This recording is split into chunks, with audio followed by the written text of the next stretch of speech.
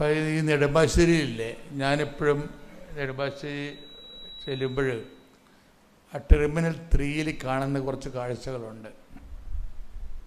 Terminal 3 എന്ന് പറഞ്ഞാൽ international എയർപോർട്ടിൻ്റെ ആണ്, മറ്റേ ഡൊമസ്റ്റിക്. അപ്പോൾ അവിടെ ചെല്ലുമ്പോൾ ആക്കാൻ വരുന്നവർ ഭയങ്കര പിരിഞ്ഞു പോകുമ്പോൾ കെട്ടിപ്പിടിച്ച് കരയുകയും കരഞ്ഞുകൊണ്ട് നിൽക്കുകയും അങ്ങനെ കുറേ സീനുണ്ട്.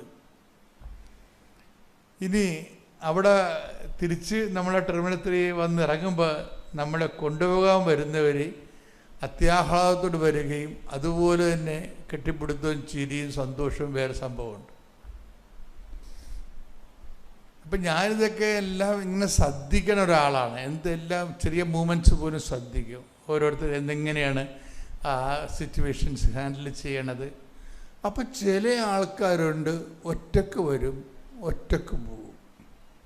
അവരെ കൊണ്ടുവന്നാക്കാനും ആരുമില്ല, കെട്ടിപ്പിടിക്കാനും ആരുമില്ല. അവർ വരുമ്പോൾ സ്വീകരിക്കാനും ആരുമില്ല. ഞാൻ എപ്പോഴും ടാർഗറ്റ് ചെയ്യണത് ആ ഒരു സിറ്റുവേഷനെയാണ്.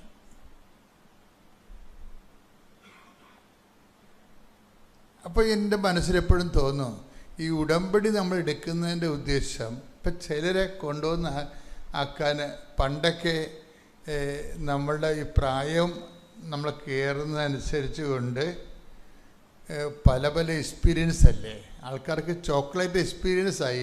22 വയസ്സ് വരെ ഉള്ളതെല്ലാം ചുമ്മാ ചോക്ലേറ്റ് എക്സ്പീരിയൻസാണ്. വെച്ച് കഴിഞ്ഞാൽ നമുക്ക് കഴിക്കുമ്പോഴൊക്കെ നല്ല രുചിയൊക്കെ തോന്നും, മധുരം ഉണ്ടാവും. കഴിച്ച് കഴിയുമ്പോൾ പിന്നെ ഷുഗർ ഉള്ളവർക്കാണെങ്കിൽ ചിലപ്പോൾ കിഡ്നിയും പോയെന്ന് വരും. ചോക്ലേറ്റ് എക്സ്പീരിയൻസ് എന്ന് പറയും. എന്ന് വെച്ച് കഴിഞ്ഞാൽ നമ്മൾ അപ്പനുണ്ട്, ആങ്ങളയുണ്ടെന്നൊക്കെ പറഞ്ഞിട്ട് നമ്മൾ നമ്മുടെ ഒരു പ്രായത്തിൽ നമ്മൾ ഇവരുടെയൊക്കെ സ്നേഹം, അത് സത്യസന്ധമായ സ്നേഹമാണ്, ഒരു സംശയമില്ല. അപ്പൻ്റെയൊക്കെ സ്നേഹം എന്ന് പറഞ്ഞാൽ സത്യസന്ധമായ സ്നേഹമാണ്, അതിൻ്റെ ഒരു ഡൗട്ടും ഇല്ല. അമ്മയുടെ സ്നേഹവും സത്യസന്ധമായ സ്നേഹമാണ്. ആങ്ങളമാരുടെ സ്നേഹവും പെങ്ങന്മാരുടെ സ്നേഹവും എല്ലാം, ഭാര്യ ഭർത്താക്കന്മാരുടെ എല്ലാ സ്നേഹങ്ങളും ഞാൻ മനസ്സിലാക്കിയിരിക്കുന്നത് സത്യസന്ധമായ സ്നേഹങ്ങളാണ്. അതിൻ്റെ അകത്ത് യാതൊരു കലർപ്പുമില്ല.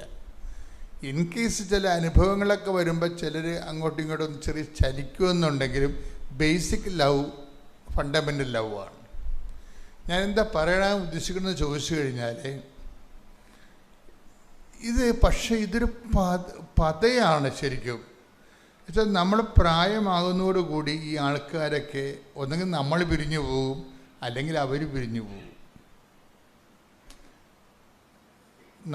ഒന്നെങ്കിൽ നമ്മളെ പിരിഞ്ഞു പോകും, കല്യാണം കഴിച്ച്, അല്ലെങ്കിൽ നമ്മൾ വേറൊരു ജോലി കിട്ടി, നമുക്ക് ട്രാൻസ്ഫറായി, നമ്മുടെ ജോലിക്ക് വേണ്ടി കുഞ്ഞുങ്ങളെ പോറ്റാൻ വേണ്ടി വേറെ ഒരു രാജ്യത്ത് പോയി, വേറെ ഒരു സംസ്ഥാനത്ത് പോയി നമ്മൾ പിരിഞ്ഞു പോകും. അല്ലെങ്കിൽ നമ്മൾ തിരിച്ചു വരുമ്പോൾ നമ്മളെ കൊണ്ടുപോകുന്ന വീട്ടിലോട്ട് കൂട്ടിക്കൊണ്ടുപോകാൻ അപ്പനില്ല. അപ്പൻ നമുക്ക് ചങ്കടി പോരും. കാര്യമാണ്, അപ്പൻ്റെ ദൗത്യം പൂർത്തിയാക്കി കർത്താവിലേക്ക് തിരിച്ചു പോയി കാണും. ഏതെങ്കിലും ഒരു കാലത്ത് അപ്പൻ്റെ മരണത്തിന് നമ്മൾ വന്നിറങ്ങേണ്ടി വരുന്നിടുമ്പോൾ ശരിയില്ലേ, ഉറപ്പല്ലേ? ഏതെങ്കിലും ഒരു നിങ്ങൾക്കുണ്ടാകുന്ന കുഴപ്പമെന്ന് പറഞ്ഞാൽ നിങ്ങൾ ആ സമയത്താണ് അയ്യോ പൊത്തൊന്നും നിലവിളിക്കുന്നത്. നിങ്ങൾ മനസ്സിനെ ട്രെയിൻ ചെയ്യണം. ഒരു 25-30 വർഷം മുമ്പിലിട്ടിട്ട് മനസ്സിനെ ട്രെയിൻ ചെയ്യണം. ഇന്ന കാര്യങ്ങൾ 35 വർഷത്തിൽ നടക്കും. It's okay, clear. എന്തുകൊണ്ടാണ് അങ്ങനെ പറഞ്ഞത് വെച്ച് കഴിഞ്ഞാൽ, ആ സമയത്ത് അല്ലെങ്കിൽ ദൈവം എന്നോട് അങ്ങനെ ചെയ്ത്, ദൈവം എന്നോട് ഇങ്ങനെ ചെയ്തെന്ന് പറഞ്ഞു വെച്ചാൽ ഇമോഷണൽ ബുദ്ധിജീവികൾ ആവശ്യമില്ലാത്ത രീതിയിൽ വിഷയം സെൻറ്റിയാക്കി കളയും. അങ്ങനെ അപ്പോൾ അത് ആധ്യാത്മിക ജീവിതത്തെ ബാധിക്കും. അപ്പോൾ ഈശോയുടെ ഒരു നിലപാടെന്ന് പറയുന്നത്, ഞാനത് മുൻകൂട്ടി പറഞ്ഞിരിക്കുന്നുവെന്ന് ഈശോ പറയും. ചില ക്ലേശങ്ങളെക്കുറിച്ചൊക്കെ പറഞ്ഞിട്ട് അവസാനം പറയും, നിങ്ങൾ ആ സമയത്ത് കൈയും കാലും വിട്ട് അടിക്കാതിരിക്കാൻ വേണ്ടി ഞാനിത് മുൻകൂട്ടി പറഞ്ഞിരിക്കുന്നു. അത് ഈശോ പറയണം. ഇപ്പം ചില കാര്യങ്ങൾ നമ്മൾ മുൻകൂട്ടി അറിഞ്ഞു വെച്ചേക്കുന്നത് നല്ലതാണ്. അറിഞ്ഞു വെക്കുന്നത് എന്തിനാണെന്ന് വെച്ച് കഴിഞ്ഞാൽ, ആധ്യാത്മികമായ കാലാവസ്ഥകൾ വലിയ ഡിസ്റ്റർബൻസ് ഇല്ലാത്ത രീതിയിൽ നമ്മൾ പുറമേ കാണുന്ന ഫിസിക്കൽ എക്സ്പീരിയൻസിൻ്റെ താഴെ ഉടമ്പടി ഉദ്ദേശിക്കുന്ന ഒരു ദൈവാനുഭവമുണ്ട്. ഉടമ്പടി ഉദ്ദേശിക്കുന്ന. ആ ഉടമ്പടി ഉദ്ദേശിക്കുന്ന ദൈവാനുഭവത്തിലേക്ക് നിങ്ങളെ ലാൻഡ് ചെയ്യിക്കുകയാണ് ഞാൻ ഇത്രയും നേരം സംസാരിച്ചതിൻ്റെ ഉദ്ദേശം. അല്ലെങ്കിൽ നിങ്ങൾ ജോലി, വീട്, വിവാഹം, ജപ്തി എന്നും പറഞ്ഞുകൊണ്ട് മരണം വരെ ഇതും പറഞ്ഞുകൊണ്ടിരിക്കും.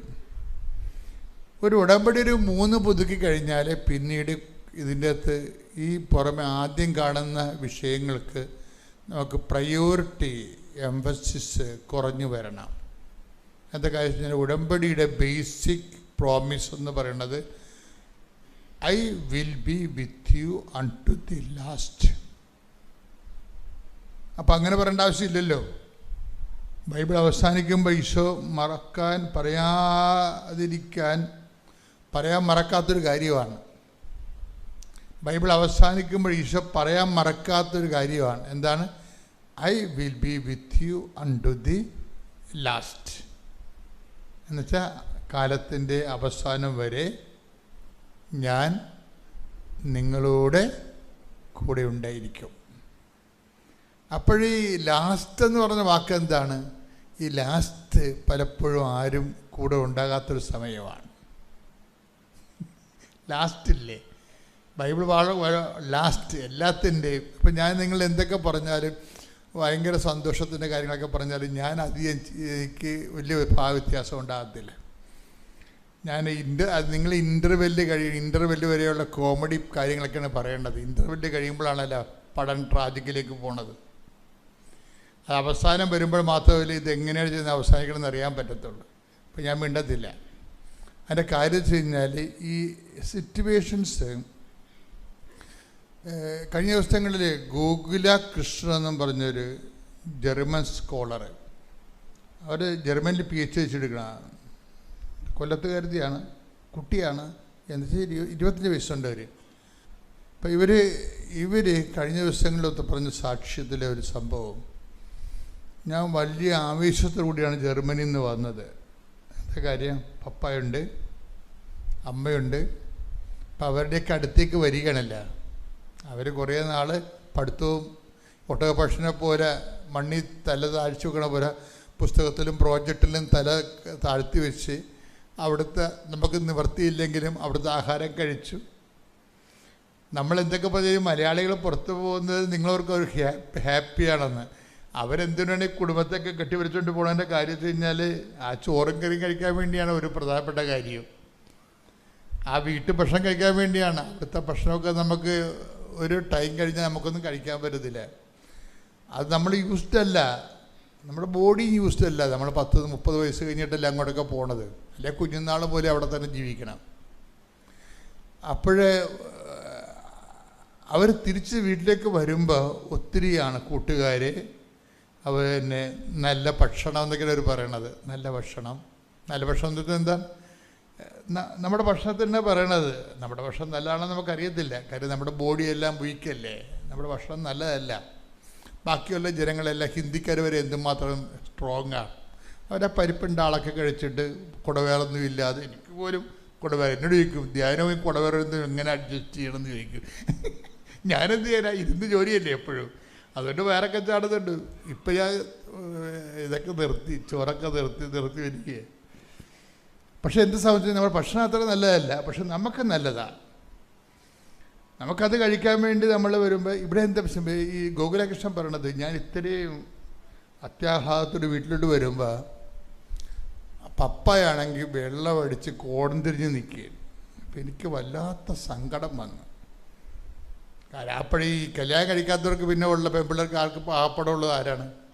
ആ പച്ചത്തൂരിതെന്ന് പറഞ്ഞാൽ അപ്പായാണ് ശരിക്കും പറഞ്ഞാൽ. അമ്മയുണ്ട്, പക്ഷെ പെൺപിള്ളേരെ സംബന്ധിച്ചിടത്തോളം അവർക്ക് പുറത്ത് പറയത്തില്ലെങ്കിൽ അപ്പയുടെ മനസ്സിലേക്കാണ് അവർ വരണത്. ശരിക്കും ആദ്യം ഫസ്റ്റ് ലാൻഡിങ് ചെയ്യണം. ആൺപിള്ളേരാണെങ്കിൽ അമ്മയുടെ മനസ്സിലേക്കായിരിക്കും അവർ വരണത്. അതാ വ്യത്യാസമുണ്ട്. പക്ഷെ ഇവിടെ വരുമ്പോൾ ഈ മനുഷ്യൻ കുടിച്ച് കോൺതിരിഞ്ഞ് ഒരു പരിചയമില്ലാത്ത പോലെയൊക്കെ നിൽക്കണാകുമ്പോൾ തകർന്നു പോകും, മനുഷ്യൻ തകർന്നു പോകും.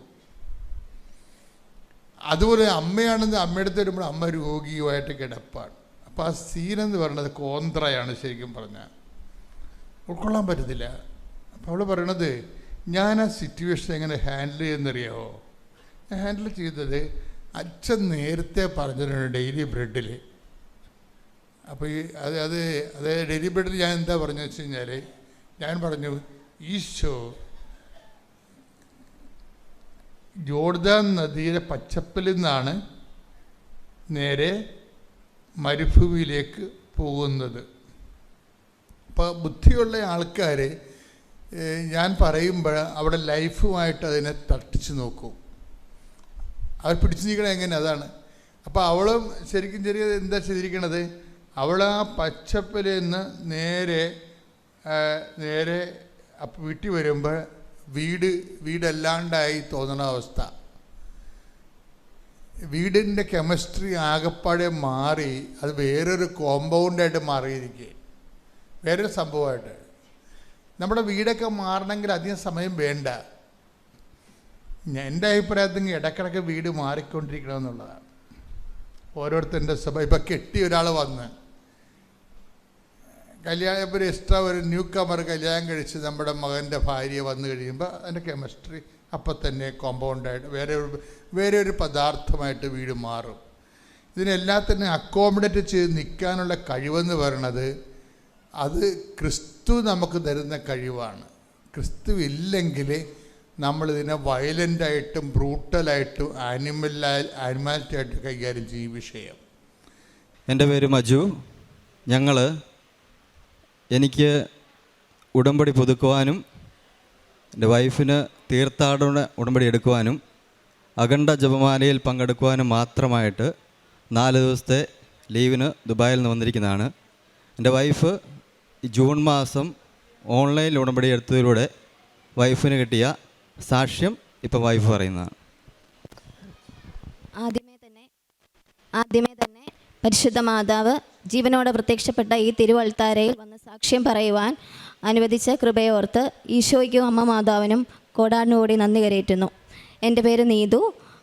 എൻ്റെ ഹസ്ബൻഡ് പറഞ്ഞ പോലെ ഞാൻ ജൂണിലാണ് ഓൺലൈൻ ഉടമ്പടി എടുക്കുന്നത്. അതിന് കാരണമായി തീർന്നത് എൻ്റെ ഒരു എക്സാമാണ്. ഞാൻ സ്റ്റാഫ് നഴ്സായിട്ട് വർക്ക് ചെയ്യുകയായിരുന്നു. NCLEX-RN എന്ന ഒരു എക്സാം ഉണ്ട്. അതൊരു മോസ്റ്റ് ടഫസ്റ്റ് എക്സാമാണ് നഴ്സിംഗ് ഫീൽഡിൽ.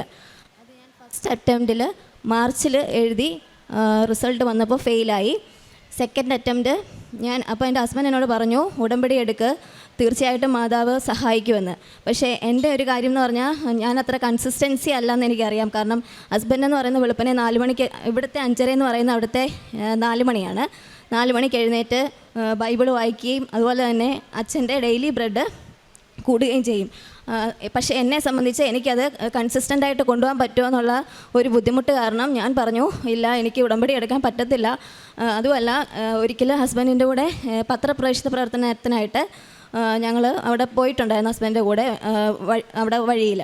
അപ്പം കുറേ പേര് നമ്മളെ ചീത്ത പറയുകയും കുറച്ച് പേരൊക്കെ നമ്മുടെ അടുക്ക വന്ന് മേടിക്കുകയും പിന്നെ ഹസ്ബൻഡ് കുറേ പേരെയൊക്കെ പറഞ്ഞ് മനസ്സിലാക്കി പത്രം കൊടുക്കുകയും ചെയ്യും. പക്ഷേ ഒരമ്മയും മകളും ഞങ്ങളെ കണ്ട ഉടനെ, ഹസ്ബൻഡിനെ കണ്ട ഉടനെ അവർ ഓടുന്നതായിട്ടാണ് എനിക്ക് ഫീൽ ചെയ്തത്. അതപ്പോൾ എന്നെ വളരെ വിഷമിപ്പിച്ചു. അപ്പോൾ ഞാൻ വിചാരിച്ചു എനിക്കിതൊന്നും പറ്റത്തില്ല, ഈ പത്രവും കൊണ്ടൊന്നും വഴിയോരത്ത് പോയി നിൽക്കുക. അതുമല്ല, അവിടെ ഒത്തിരി റെസ്ട്രിക്ഷൻസും ഒക്കെ ഉണ്ട്. പക്ഷെങ്കിൽ മാതാവ് എന്നെ കൈപിടിച്ച് ഇന്ന് ഈ തിരുവൾത്താരയിൽ നിർത്തിയത് ഒരുപാട് നന്ദി കരയേറ്റുന്നു. ഞാൻ രണ്ടാമത് എക്സാം എഴുതിയെന്ന് പറഞ്ഞാൽ ഫസ്റ്റ് അറ്റംപ്റ്റ് കിട്ടിയില്ല. സെക്കൻഡ് അറ്റംപ്റ്റിൽ ഞാൻ പറഞ്ഞു എന്നെ ഉടമ്പടി എടുക്കില്ല, ഞാൻ തന്നെ ഒന്നുകൂടെ ഒന്ന് പഠിച്ച് നോക്കിക്കോട്ടെ. അങ്ങനെ രണ്ടാമത് 1.5 മാസത്തെ ഗ്യാപ്പിൽ ഞാൻ വീണ്ടും എക്സാം ബോംബെ വെച്ച്, നമ്മുടെ ദുബായിലൊന്നും എക്സാം സെൻറ്റർ ഇല്ല, നമ്മൾ ബോംബെ വരണം. അങ്ങനെ ബോംബെയിൽ വന്നിട്ടാണ് രണ്ടാമത് എക്സാം എഴുതിയത്. റിസൾട്ട് വന്നപ്പോൾ ഞാൻ ഫെയിലായി. രണ്ടാമത്തെ തവണ ആദ്യത്തേനേക്കാളിൽ ഞാൻ ഒരുപാട് കഷ്ടപ്പെട്ട് പഠിച്ചു. ഞാൻ എൻ്റെ ഫോണിലുള്ള എല്ലാ ആപ്ലിക്കേഷൻസും ഡിലീറ്റ് ചെയ്തു.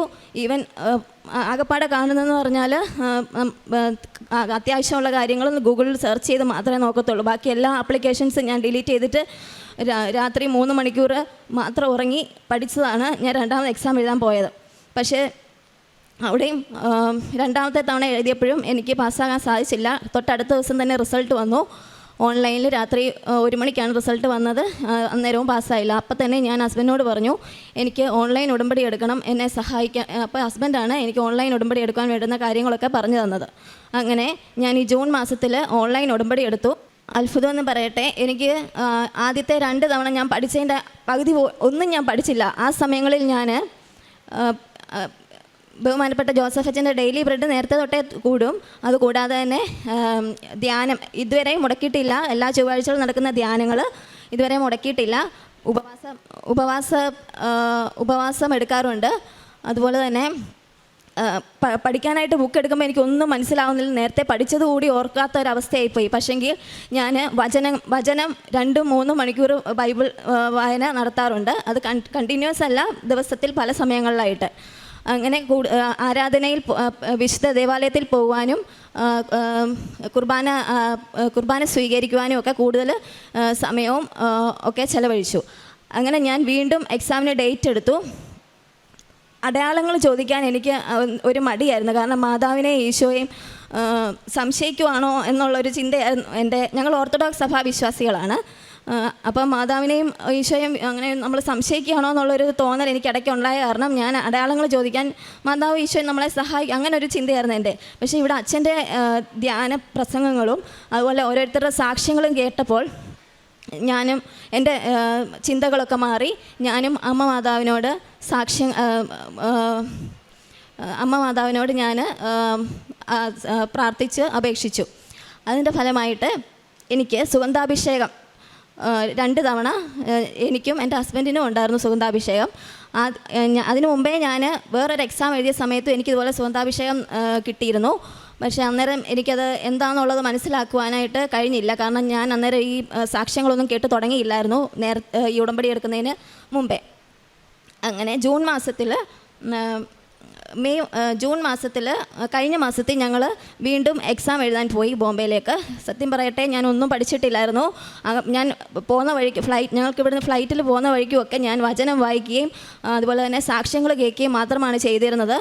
അങ്ങനെ ഞങ്ങൾ ഫ്ലൈറ്റിൽ കയറിയതും മാതാവിൻ്റെ പ്രത്യക്ഷീകരണം, അതായത് ഫ്ലൈറ്റിൽ ആദ്യമായിട്ടാണ് ഞാൻ കഴിഞ്ഞ 10 വർഷമായിട്ട് ഞങ്ങൾ ഇങ്ങനെ ഈ ഫ്ലൈറ്റിൽ യാത്ര ചെയ്യുമ്പോഴും ഒരിക്കലും അതിൻ്റെ ഇൻറ്റീരിയർ ചേഞ്ചസ് ഒന്നും കണ്ടിട്ടില്ല. പക്ഷെങ്കിൽ ഞങ്ങൾ ഫ്ലൈറ്റിൽ കയറിയതും ഈ ഫ്ലൈറ്റിൻ്റെ ഇൻറ്റീരിയേഴ്സൊക്കെ ഫുൾ ബ്ലൂ കളറായിട്ടാണ് ഞങ്ങൾക്ക് കാണാൻ സാധിച്ചത്. അപ്പം തന്നെ നമ്മൾ ഉറപ്പിച്ചു മാതാവ് ഞങ്ങളുടെ കൂടെ എക്സാമിന് വരുവാന്നുള്ളത്.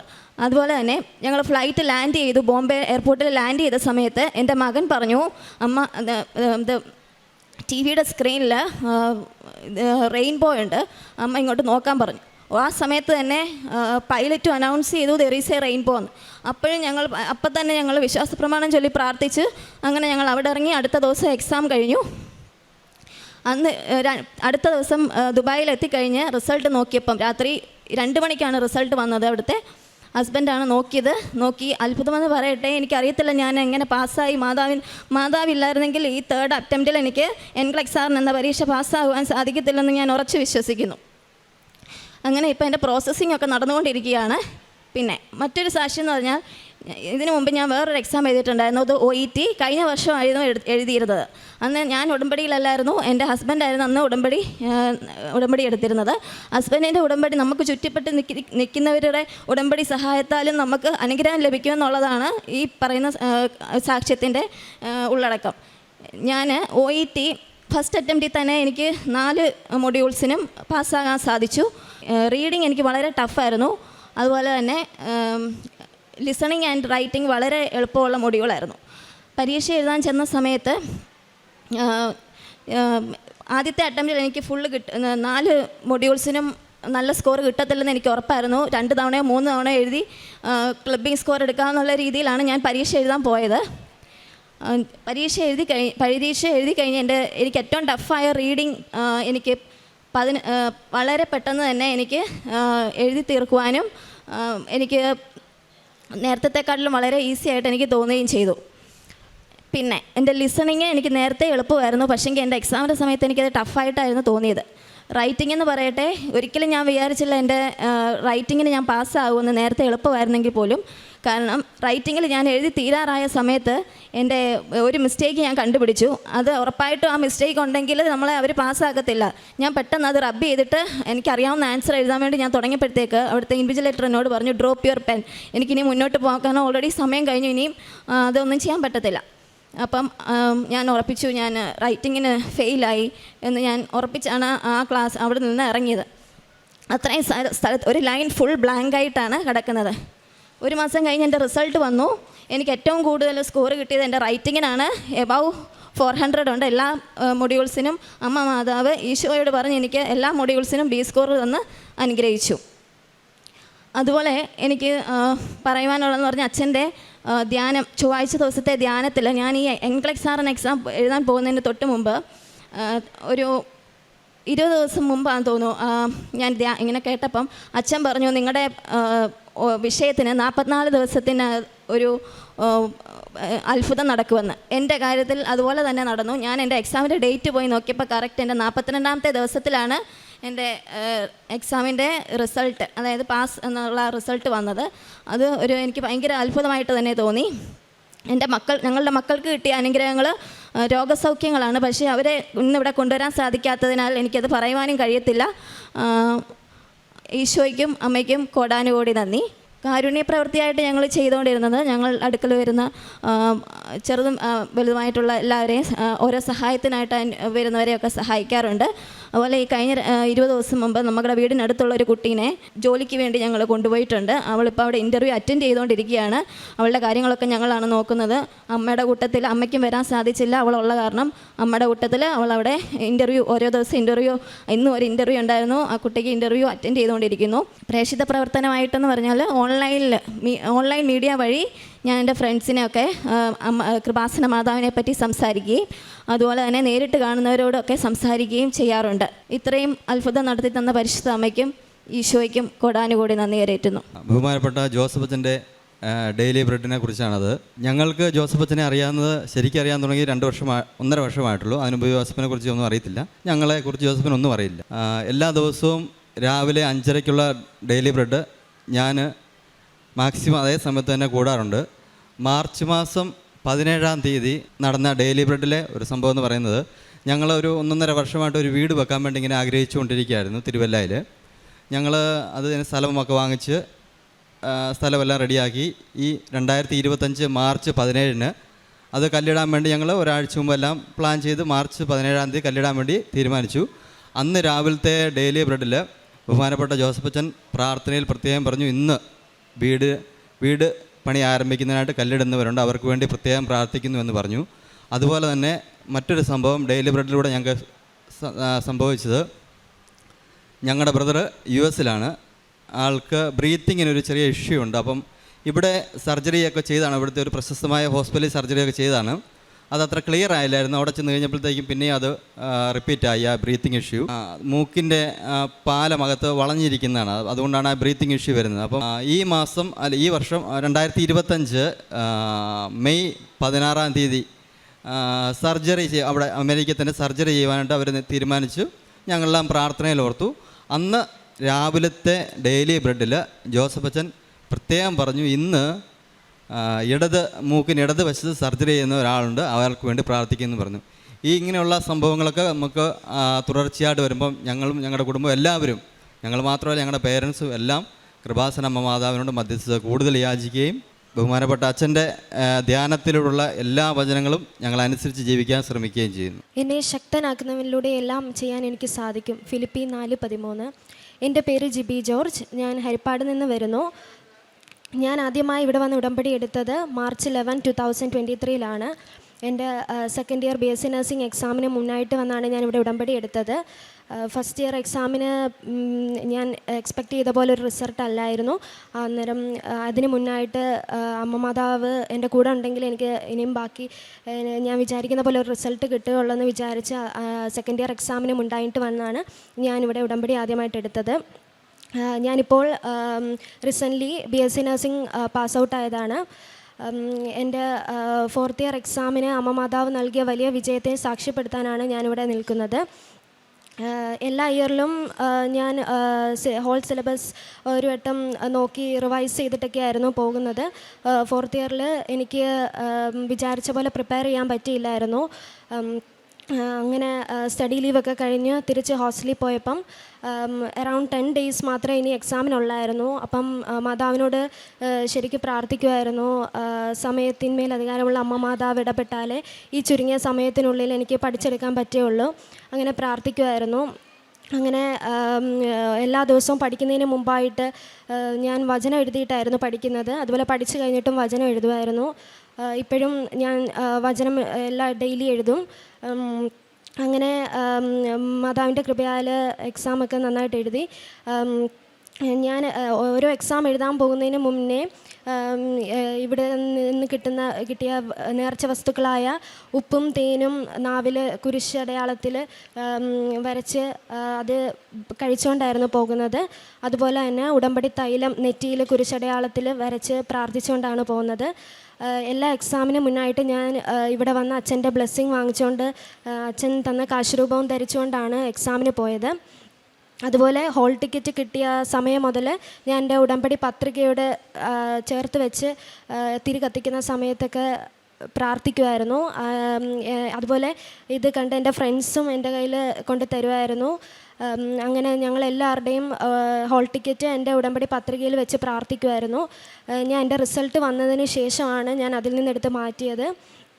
അങ്ങനെ ഞങ്ങൾക്ക് എല്ലാവർക്കും നല്ലൊരു വിജയം നൽകി മാതാവ് അനുഗ്രഹിച്ചു. എൻ്റെ നഴ്സിംഗ് എഡ്യൂക്കേഷൻ്റെ എക്സാമിന് മുന്നേ ഒരു ദിവസമേ ഉള്ളായിരുന്നു പ്രിപ്പയർ ചെയ്യാനായിട്ട്. അപ്പം അന്ന് പഠിക്കാനിരിക്കുമ്പോൾ എനിക്ക് ഭയങ്കര ഉറക്കം വരുമായിരുന്നു. പഠിക്കാനിരുന്നിട്ട് പറ്റുന്നില്ല. അപ്പം ഉറങ്ങുക. അപ്പം ഫ്രണ്ട്സൊക്കെ ഇരുന്ന് പഠിക്കുന്ന കണ്ടിട്ട് ഭയങ്കര ടെൻഷൻ. പക്ഷേ എനിക്ക് ഇരുന്നിട്ട് വീണ്ടും ഞാൻ ഉറങ്ങി പോവുകയാണ്. അപ്പം ആകെ ആ ഒരു രാത്രി മാത്രമേ ഉള്ളൂ ഇനിയും പഠിക്കാൻ. അന്നേരം മാതാവിനോട് ഒത്തിരി ശക്തമായിട്ട് പ്രാർത്ഥിച്ചു. അങ്ങനെ പഠിച്ചു. അന്നേരം ഇങ്ങനെ പഠിക്കുന്ന ടൈമിൽ ഒരു ക്വസ്റ്റ്യൻ ഇങ്ങനെ എൻ്റെ കണ്ണിൽ ഇങ്ങനെ മാതാവ് കാണിച്ചു തന്നു. അത് വലിയ ഇമ്പോർട്ടൻറ്റ് ക്വസ്റ്റ്യൻ ഒന്നും അല്ലായിരുന്നു. അന്നേരം മാതാവ് അങ്ങനെ എൻ്റെ കാണിച്ചു തന്നില്ലായിരുന്നു, ഞാനത് ഉറപ്പായിട്ടും നോക്കാതെ പോകത്തുള്ളായിരുന്നു. അങ്ങനെ അടുത്ത ദിവസം എക്സാമിന് ഹോളിലിരുന്നപ്പോൾ ഈ സെയിം ക്വസ്റ്റ്യൻ പേപ്പറിൽ കാണുന്നു. അത് കഴിഞ്ഞ ദിവസം വായിച്ചൊരു ഓർമ്മയിൽ എനിക്കത് നന്നായിട്ട് എഴുതാൻ പറ്റി. അങ്ങനെ മാതാവ് കാണിച്ചു തന്നതാണെന്ന് ഞാൻ ദൃഢമായി വിശ്വസിക്കുന്നു. അങ്ങനെ റിസൾട്ട് വന്നു. റിസൾട്ട് വരുന്നതിന് മുന്നായിട്ട് ഞാൻ ഉടമ്പടി തൈലം രജിസ്റ്റർ നമ്പർ എൻട്രി ചെയ്തിട്ട് ഉടമ്പടി തൈലം സ്ക്രീനിൽ ഇങ്ങനെ കുരിശ് വരച്ച് ആണ് എൻ്റെ റിസൾട്ട് നോക്കിയത്. റിസൾട്ട് വന്നപ്പം ഫസ്റ്റ് ക്ലാസ് നൽകി മാതാവ് അനുഗ്രഹിച്ചു. ഞങ്ങൾക്ക് എല്ലാ ഫ്രണ്ട്സും പ്രാർത്ഥിച്ച എല്ലാവർക്കും ഫസ്റ്റ് ക്ലാസ് ഉണ്ട്. പിന്നെ കാരുണ്യപ്രവൃത്തി എന്ന് പറയുമ്പം സഹായിക്കും. എൻ്റെ അടുത്ത് ആര് ചോദിച്ചായിരുന്നോ അവരെയൊക്കെ ഞാൻ സഹായിക്കാറുണ്ട്. പിന്നെ ക്ലാസ്സിനൊക്കെ പോകുമ്പം ബസ്സിലൊക്കെ സഹായം ചോദിച്ചു വരുന്നവർക്ക് എന്നാൽ കഴിയുന്ന സഹായം ചെയ്യാറുണ്ട്. പിന്നെ ഞാൻ എൻ്റെ ക്ലിനിക്കൽ പോസ്റ്റിംഗ് ടൈമിൽ പാലിയേറ്റീവ് വാർഡിൽ പോസ്റ്റിംഗ് ഒക്കെ ഇടുമ്പോൾ എനിക്ക് ആദ്യമൊക്കെ ഭയങ്കര ബുദ്ധിമുട്ടായിരുന്നു, ഇഷ്ടമല്ലായിരുന്നു. പിന്നെ ഉടമ്പടി എടുത്തതിന് ശേഷം എനിക്ക് എൻ്റെ ആ ഒരു ആറ്റിറ്റ്യൂഡ് മാറ്റാൻ കഴിഞ്ഞു. അങ്ങനെ എല്ലാവരെയും മനസ്സോടെ സഹായിക്കാനൊക്കെ കഴിഞ്ഞു. പിന്നെ ആത്മീയമായിട്ട് ഒത്തിരി വളരാൻ സഹായിച്ചു ഉടമ്പടി എടുത്തത് വഴി. എല്ലാ ദിവസവും അരമണിക്കൂർ ബൈബിൾ വായിക്കും. അതുപോലെ തന്നെ അച്ഛൻ്റെ ഡെയിലി ബ്രെഡ് ഡെയിലി കാണും, അത് സ്റ്റാറ്റസ് ഇടും. എക്സാം പോകുന്നതിന് മുന്നേ ഞാൻ ഡെയിലി ബ്രെഡ് കണ്ടിട്ടായിരുന്നു പോകുന്നത്. അപ്പം അതിലന്ന് അച്ഛൻ പറയുന്ന മെസ്സേജ് എന്നോട് പറയുന്ന പോലെ ആയിരുന്നു എല്ലാ ദിവസത്തെയും. അതുപോലെ വചനം എടുക്കുമ്പോഴും എക്സാമിന് പോകുന്നതിന് മുന്നേ വചനം എടുത്തിട്ടായിരുന്നു പോകുന്നത്. അതും ഈശോ എന്നോട് സംസാരിക്കുന്ന പോലത്തെ വചനങ്ങളായിരുന്നു ലഭിക്കുന്നത്. പിന്നെ പൊതിച്ചോറ് കൊടുത്ത് സഹായിക്കാറുണ്ട്. ഇപ്പം ഞാൻ OET പ്രിപ്പയർ ചെയ്തുകൊണ്ടിരിക്കുകയാണ്. ഉടൻ തന്നെ എന്നെ അടുത്ത സാക്ഷ്യം പറയാൻ മാതാവ് ഇടയാക്കും എന്ന് വിശ്വസിക്കുന്നു. ഇത്രയേറെ അനുഗ്രഹങ്ങൾ നൽകിയ അമ്മയ്ക്കും ഈശോയ്ക്കും കോടാനുകോടി നന്ദി.